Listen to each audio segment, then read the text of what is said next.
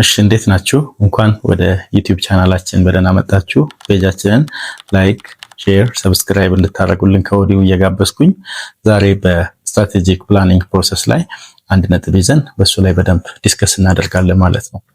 ዛሬ የምናወራበት ነጥብ የሲቹዌሽን አናሊሲስ ወይንም ኢንቫይሮንመንታል ስካኒንግ በሚባለው ጉዳይ ላይ ነው የሚሆነው ማለት ነው።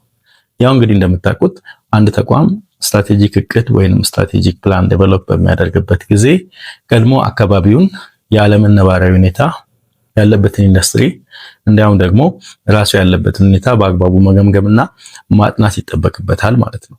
ስለዚህ ይህንን ካላደረገ ግን አንድ ተቋም ዝም ብሎ ወደ እቅድ የሚገባ ከሆነ እቅዱ የራሱ ሳይሆን ግምታዊ ይሆናል ወይንም ደግሞ የሌላ ተቋም ሊሆን ይችላል ማለት ነው። ይህ ደግሞ እቅዱ በአግባቡ እንዳይፈጸም ሊያደርግ ስለሚችል ቀድሞ ማንኛውም ተቋም ስትራቴጂክ ፕላኒንግ ፕሮሰስ ውስጥ ከመግባቱ በፊት የሲቹዌሽን አናሊሲስ ወይንም የኢንቫይሮንመንታል ስካኒንግ ማካሄድ አለበት ማለት ነው። እንግዲህ አንድ ተቋም ኢንቫይሮንመንታል ስካኒንግ ወይንም ሲቹዌሽን አናሊሲስ በሚያካሄድበት ጊዜ በሶስት ነገሮች ላይ ተመርኩዞ ነው መመልከት የሚችለው። የመጀመሪያው ማክሮ ኢንቫይሮንመንት አናሊሲስ ማካሄድ አለበት። ያ ማለት እንግዲህ ሴክተር ዋይዝ ሳይሆን ግሎባሊ ያሉት ነገሮች ከተለያዩ ፐርስፔክቲቮች ስፔሻሊ ከፖለቲካል፣ ከኢኮኖሚክ፣ ከሶሻል፣ ከሌጋል፣ ከቴክኖሎጂ፣ ከኢንቫይሮንመንታል ከመሳሰሉ ነገሮች አንፃር ምን ላይ ነው ያለው፣ የኛንስ ተቋም እንዴት ኢምፓክት ሊያደርግ ይችላል የሚለውን የፔስትል አናሊሲስ የምናካሄድበት ይሆናል ማለት ነው። ከዛ ቀጥሎ ደግሞ የማይክሮ አናሊሲስ ወይንም ኢንዱስትሪ አናሊሲስ እናካሄዳለን ማለት ነው። እዚህ ውስጥ እንግዲህ የኮምፒቲቲቭ ላንድስኬፕ ወይ ደግሞ የተወዳዳሪዎቻችን ሁኔታ ምን ይመስላል፣ የምንገባበት ሴክተር በቀላሉ ሰዎች የሚገቡበት ነው ወይንስ የማይገቡበት ነው፣ እንዲሁም ደግሞ ከገዢዎች ወይ ደግሞ ከከስተመሮች ጋር ያለን ግንኙነት ምን ይመስላል ኢንቫይሮንመንቱ ላይ ወይ ደግሞ ኢንዱስትሪው ላይ፣ አቅራቢዎቻችን ምን አይነት ናቸው የሚሉትና የመሳሰሉ ነጥቦችን የምንመለከትበት ይሆናል ማለት ነው። ሶስተኛው ደግሞ የኢንተርናል ኮንዲሽን ማለትም ካምፓኒው ምንድነው ካፓቢሊቲው ከሂውማን ሪሶርስ አንፃር ወይ ደግሞ ከሰው ኃይል አንፃር፣ ከፋይናንስ አንፃር፣ ከኢንፎርሜሽን ኮሚኒኬሽን ቴክኖሎጂ አንፃር፣ ከስትራክቸር አንፃር ከመሳሰሉት ከኦፕሬሽን ከእንደዚህ አይነት ነገሮች አንፃር ምን ይመስላል የሚለው የሚዳሰስበት ይሆናል ማለት ነው። ስለዚህ በቀጣይ እያንዳንዱን ማለትም ማክሮ ኢንቫይሮንመንት፣ ማይክሮ ኢንቫይሮንመንት እና ኢንተርናል ኢንቫይሮንመንት ወይ ደግሞ ሲቹዌሽን አናሊሲስ እንመለከታለን ማለት ነው። እንግዲህ እንዳልኳችሁ የመጀመሪያው የማክሮ ኢንቫይሮንመንት አናሊሲስ የምንለው የአጠቃላይ ከዋና ዋና ከሚባሉት ፐርስፔክቲቮች አንፃር የዓለም ሁኔታ ምን ይመስላል፣ የሀገሪቷ ሁኔታ ምን ይመስላል የሚለውን የምንመለከትበት ይሆናል ማለት ነው። እንግዲህ በዚህ ውስጥ የፔስትል አናሊሲስ የሚባለውን ቱል ብዙ ጊዜ እንጠቀማለን። ፔስትል ምህጻረ ቃል ወይ ደግሞ አብሪቬሽን ነው። ፒ ፖለቲካል፣ ኢ ኢኮኖሚክ፣ ኤስ ሶሻል፣ ቲ ቴክኖሎጂካል፣ ኢ ኢንቫይሮንመንታል፣ ኤል ደግሞ ሌጋል ፋክተርስን ይወክላል ማለት ነው። እንግዲህ ከፖለቲካዊ ሁኔታ አንፃር በተለይ ደግሞ ከታክስ ሬት ወይ ደግሞ ከግብር ምጣኔ፣ ከታሪፎች፣ ከተለያዩ አገሪቷ ያላት የንግድ ሁኔታ ወይ ደግሞ አግሪመንቶች፣ የሰራተኛ ወይ ደግሞ የሌበር የሰራተኛ በብቃት የማቅረብ አቅም፣ የሰራተኛ ራሱ ቢገኝ ምንድነው ምን ያክል ነው የሚከፈለው። አሁን ብዙ ጊዜ ተቋማት አንድ ሀገር ውስጥ ኢንቨስት ለማድረግ የሚመጡት ሰራተኛ በበቂ ሁኔታ ይገኛል ወይ፣ ስኪልድ ማንፓወር ይገኛል ወይ፣ እንዲሁም ደግሞ የኢንቫይሮንመንታል ሬጉሌሽንስ ከአካባቢ እንክብካቤ ጋር ያሉ ህግጋቶችን ሁሉ መመልከት ይጠበቅብናል ማለት ነው እዚህ ውስጥ። ስለዚህ ይህን በተመለከተ እንግዲህ የዓለም ሁኔታ ወዴት ነው እየሄደ ያለው፣ የሀገራችን ሁኔታ ምን ይመስላል የሚለውን መዳሰስ ይጠበቅብናል ማለት ነው። ሁለተኛው የኢኮኖሚክ ፋክተርስ ነው።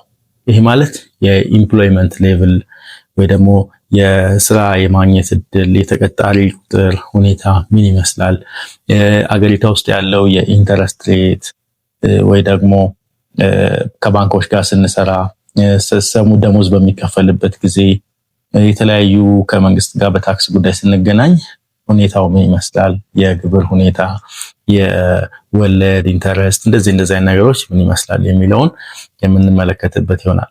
ከዛም ደግሞ በተጨማሪ የኤክስቼንጅ ሬቱን በአግባቡ እንመለከታለን። የሀገራችን ገንዘብ ወይ ደግሞ ኢንቨስት የምናደርግበት ኢንቫይሮንመንት እንዴት ነው ገንዘባችን እየወደቀ ነው ወይንስ ከዶላር ወይ ደግሞ ከዓለም አቀፍ ሌሎች ገንዘቦች አንፃር ከፍ እያለ ነው የሚሄደው? ይህ ነገር እንግዲህ ኢምፖርት ኤክስፖርት ላይ እቃ የመግዛት አቅማችን ላይ ራሱ የሆነ ተጽዕኖ ስለሚኖረው በጥንቃቄ ልንመለከተው ይገባል ማለት ነው። ሶስተኛው የሶሺዮ ካልቸራል ፋክተርስ የምንላቸው ናቸው። እነዚህ እንግዲህ ከዴሞግራፊክ ትሬንድ ለምሳሌ በየትኛው እድሜ ክልል ውስጥ ነው ማህበረሰቡ በብዛት የሚገኘው? ወጣት ነው? መካከለኛ እድሜ ነው? ትልልቅ ሰዎች ናቸው? በየትኛው ኢንቫይሮንመንት ላይ ነው? በትምህርት ላይ ያለ ነው? ከትምህርት ውጪ ያለ ነው?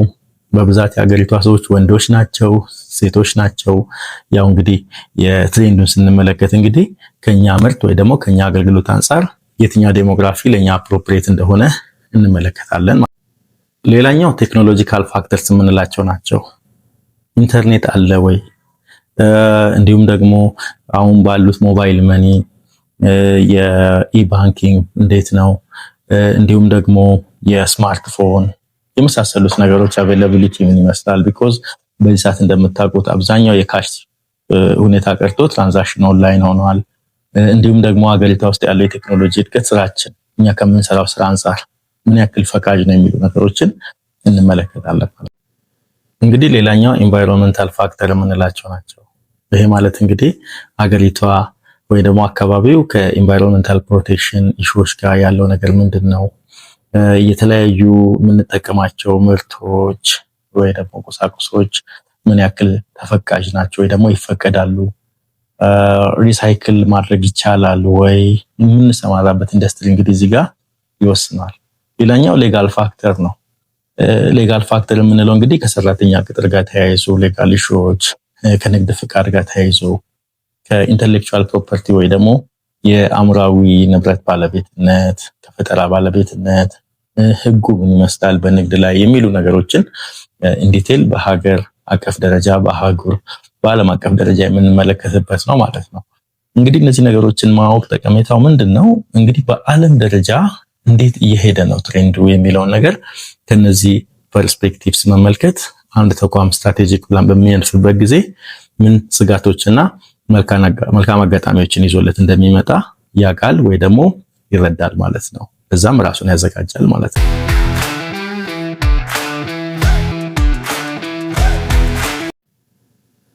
ቀጥሎ ያለው እንግዲህ የማይክሮ አናሊሲስ ወይ ደግሞ ማይክሮ ኢንቫይሮንመንት አናሊሲስ የምንለው ነው። ይህንን የምንመለከትበት የፖርተርስ 5 ፎርስስ ሞዴል የሚባል አለ። እንግዲህ ሚሼል ፖርተር እንደምታውቁት የስትራቴጂ ጉሩ ተብሎ ነው የሚታወቀው። ስትራቴጂ በጣም ታዋቂና ተጽዕኖ ፈጣሪው ሰው ነው። ስለዚህ በሚሼል ፖርተር 5 ፎርስስ ሞዴል ተብሎ የወጣ አንድ ሞዴል አለ። ያ ሞዴል የማይክሮ ኢንቫይሮንመንት ወይ ደግሞ የኢንዱስትሪ አናሊሲስ ለማካሄድ በጣም ያግዘናል። እንግዲህ በዚህ ውስጥ 5 ነገሮች አንድ ተቋም በሆነ ኢንዱስትሪ ውስጥ ለመሰማራት በሚያስብበት ወይ ደግሞ ለመስፋፋት በሚያስብበት ጊዜ 5 የሚመሩት ወይ ደግሞ ጋይድ የሚያደርጉት ነገሮች አሉ። የመጀመሪያው የኢንዱስትሪ ወይ ደግሞ ኮምፒቲቲቭ ላንድስኬፑ ነው። ያ ማለት የምንሰማራበት ኢንዱስትሪ ወይ ደግሞ ለመስፋፋት ያሰብንበት ኢንዱስትሪ ውስጥ ያለው ውድድር ኮምፒቲሽን ምን ይመስላል? ጤናማ ነው ወይ? በዚህ ኢንዱስትሪ ውስጥ በምንሰራበት ጊዜ ያሉትን ተወዳዳሪዎች ወደፊት አሸንፈን ሰስቴን የማድረግ ቻንሳችን ምን ያክል ነው የሚለውን ኮምፒቲቲቭ ላንድስኬፑን በአግባቡ እንመለከታለን ማለት ነው። ሁለተኛው የሚሆነው ትሬት ኦፍ ኒው ኢንተራንትስ ነው። የምንገባበት ሴክተር በቀላሉ ማንም ሰው በትንሽ ካፒታል ዘው ብሎ የሚገባበትና ኮምፒቲተር የሚሆንበት ነው አይደለም የሚለው ነው። ብዙ ጊዜ እንግዲህ እንደምታውቁት አንድ ሰው አንድ ስራ ሲጀምር ብዙ ሰዎች ያ ስራ ይታያቸዋል። ሁሉም እዛ ውስጥ ይገባና ቢዝነሱ ሳቹሬት ያደርጋል ያለው ከስተመር ቁጥር እና ቢዝነሱ አለመጣጠን ሲል ማለት ነው። ስለዚህ የምንገባበት ቢዝነስ በቀላሉ ሰዎች የሚገቡበት ነው አይደለም የሚለውን በአግባቡ መመርመር አለብን ማለት ነው። ሶስተኛው ነጥብ የሚሆነው የሰፕላየር ፓወር ነው። ያ ማለት እንግዲህ በተለይ ምርት የምንሸጥ ከሆነ የኛ አቅራቢዎች ምን ያክልኛ ላይ ተጽዕኖ ማሳደር ይችላሉ። ውስን የሆኑ አቅራቢዎች ካሉ እነዚህ አቅራቢዎች ያው እንደፈለጉ ዋጋ ማኒፑሌት ማድረግ ይችላሉ። ያ ደግሞ በቢዝነሳችን ላይ ተጽዕኖ ይኖረዋል። ስለዚህ ምን ያክል ሰፕላየሮች ወይ ደግሞ አቅራቢዎች በዚህ ሴክተር ውስጥ አሉ የሚለውን ነገር እንመለከታለን ማለት ነው። ሌላኛው እንግዲህ ባየር ፓወር ወይ ደግሞ ባርጌኒንግ ፓወር ኦፍ ባየርስ፣ የገዢዎች እኛ ላይ ተጽዕኖ የማሳደር አቅም ማለት ነው። ያ ማለት እንግዲህ በቢዝነስ ውስጥ ብዙ ተወዳዳሪዎች፣ ብዙ ተመሳሳይ ምርትና አገልግሎት የሚያቀርቡ አክተሮች ካሉና እኛ ዩኒክ ቫልዩ ፕሮፖዝ ማድረግ ካልቻለን ሰዎች በቀላሉ ከኛ ጥለው ወደ ሌሎቹ መሄድና ተጽዕኖ መፍጠር ይችላሉ። ስለዚህ እሱ ላይም መጠንቀቅ ይፈልጋል ማለት ነው። የመጨረሻው እንግዲህ ትሬት ኦፍ ሰብስቲቲዩት ፕሮዳክትስ ኦር ሰርቪስስ፣ የኛን ምርት መተካት የሚችሉ የኛን አይነት አገልግሎት ሳይሆን ከሱ ጋር ተቀራራቢ የሆነ ወይ ደግሞ ያንን ምርትና አገልግሎት መተካት የሚችል ምርት በገበያ ውስጥ በቀላሉ መግባት ይችላል ወይ? ይህስ ቢገባ በእኛ ሰርቪስ ወይ ደግሞ በእኛ ፕሮዳክት ላይ ምን ያክል ተጽዕኖ ያሳድራል የሚለውን የፋይቭ ፎርስስ ሞዴል በአግባቡ መመልከት ኢንዱስትሪያችንን በጥሩ ሁኔታ አናላይዝ እንድናደርግ ያስችለናል ማለት ነው። ሶስተኛውና የመጨረሻው እንግዲህ ኢንተርናል አናሊሲስ ነው። አንድ ተቋም ውጪውን ብቻ ሳይሆን ውስጡን መመልከት ይጠበቅበታል።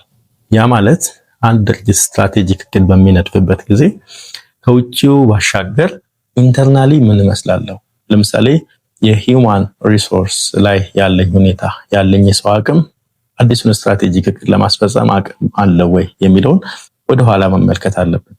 የሰው አቅም አያያዜ ምን ይመስላል፣ ያለኝ የሰው ኃይል አሁን ለምፈጽመው ወይ ደግሞ ላሰብኩት ስራ ብቁ ነው ወይንስ አዲስ ስትራክቸር ዴቨሎፕ ማድረግ አለብኝ የሚለው እንድንመለከት ያለንን የሰው ኃይል ኢንተርናሊ ማየት አለብን። ሌላኛው ካምፓኒው ፋይናንሱን መመልከት አለበት። አትሊስት 3 ዓመት ወደኋላ ተመልሶ መመልከት አለበት። ቢኮዝ ትሬንዱ የሚያሳየው ያለን ካሽ፣ ያለን ሪሶርስ፣ ያለን አሴት ቀጣዩን ስትራቴጂክ እቅድ ለማስፈጸም ምን ያክል ያስችለናል፣ ካፓቢሊቲያችንን እንመለከታለን ማለት ነው። ሌላ ከቴክኖሎጂ አጠቃቀም አኳያ ምን እንመስላለን የሚለውን መገምገምና ወቅቱ የሚጠይቀውን ቴክኖሎጂ ወደፊት ዲዛይን እንድናደርግ ያስችለናል ማለት ነው። እንዲሁም ደግሞ ሲስተም ስትራክቸራችን፣ ካልቸራችን ምን ይመስላል የሚለውን በአግባቡ መመልከትና ለወደፊት በአግባቡ መዘጋጀት እንችል ያደርገናል ማለት ነው። እንግዲህ ስትራቴጂክ እቅድ እንዳልኳችሁ ዝም ብሎ በጨበጣ ወይ ደግሞ በአበሰጥ የሚገባበት ሳይሆን እነዚህን ሶስቱን ምዕራፎች ማለትም ማክሮ ኢንቫይሮንመንት አት ናሽናል ኤንድ ግሎባል ሌቭል ወይ ደግሞ በሀገር አቀፍና በዓለም አቀፍ ሁኔታ በፔስትል አናሊሲስ ገምግመን እንዲሁም ደግሞ ኢንዱስትሪ አናሊሲስ በፖርተርስ ፋይቭ ፎርስስ አማካኝነት ገምግመን እንዲሁም ደግሞ ካምፓኒው ከተለያዩ ፐርስፔክቲቮች ከሰው ኃይል፣ ከፋይናንስ፣ ከቴክኖሎጂ እና ከመሳሰሉት ነገሮች አንጻር ያለበትን ሁኔታ መገምገም የካምፓኒውን ጠንካራ ጎን ወይ ደግሞ ስትሬንግዝ፣ ዊክነስ ወይ ደካማ ጎን እንዲሁም ደግሞ ኦፖርቹኒቲ መልካም አጋጣሚና ስጋቶች ለይተን በአግባቡ ድርጅቱ ለወደፊት እንዲንደረደርና እንዲዘጋጅ ያስችለዋል ማለት ነው። ይህ ደግሞ የምናዘጋጀው የስትራቴጂክ እቅድ ወቅቱን ያማከለ እኛን የሚመስል በእኛ ልክ የተሰፋ ሆኖና እንድንፈጽም የሚያስችለን ስለሚሆን ሁል ጊዜ ካምፓኒዎች ስትራቴጂክ ፕላን ዴቨሎፕ በሚያደርጉበት ጊዜ እነዚህ ነገሮች ግንዛቤ ማስገባት ይጠበቅባቸዋል ማለት ነው። እንግዲህ ዛሬ በጣም ወሳኝ ነጥብ አይተናል ብዬ አስባለሁ። ለተመቻችሁ ተስፋ አድርጋለሁ። ጥያቄዎች፣ ሐሳቦች ካሏችሁ በኮሜንት ቦክስ ውስጥ ወይ ደግሞ ከስር በማስቀምጠው ስልክ ቁጥር ደውላችሁ ማስተላለፍ ትችላላችሁ። ሁሌም ቅድምም እንዳልኳችሁ ፔጃችንን ሰብስክራይብ፣ ላይክ፣ ሼር በማድረግ ለሌሎች እንዲደርስ አድርጉልን። መልካም ጊዜ ይሁንላችሁ። ለዛሬ ጨርሻለሁ። መልካም ጊዜ። ባይ ባይ።